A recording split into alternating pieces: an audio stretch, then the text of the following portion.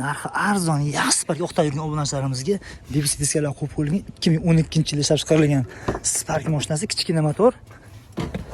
Xo'p, Malibu Roll, test monitor, videoregistrator, Malibu bar, xullas mashina vashi istarali, ichiga o'tirgan odam maza qilgan, havas kelgan darajada qilib qo'yishdi. Deflektorlar qo'yib qo'yishgan. Xo'p, bitta sizlarga hozir buni ishdan ko'rsataman. Narxni siraza aytib o'tay buni. 2012-yil mashina, 270 ming yurgan mashina, oxirgi qo'lga tegadigan narxi $4200. Eng oxiri bo'ladigan narx ekan o'sha. Shuni nima ochib o'rlab bitta metan gazlarigacha bor. Kolonkalar, biz hamma yo'q joy-joyida turibdi. Qalampir stoplardan qo'yib, chiroq qo'yibdi metan gazlari.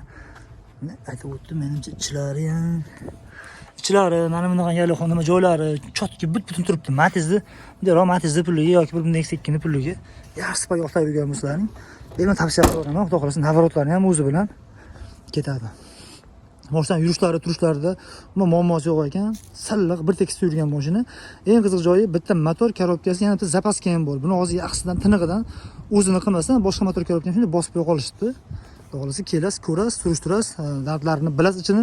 Joyimda kelganingizdan keyin baribir kelishasizlar, yana bir ozroq tushirib bersalar kerak, lekin hozir biz rosa tortishdik. Eng oxirgi qo'lga tegadigan narxni 4200 ga beraman. Undan umuman uzilgan kami yo'q aka, deyishdi. Kelasizlar, talakni podpiskani bosib, qadrdonlar, shunaqangi Spark yoqda yurganlarga jo'natib qo'yamiz. Bosamiz.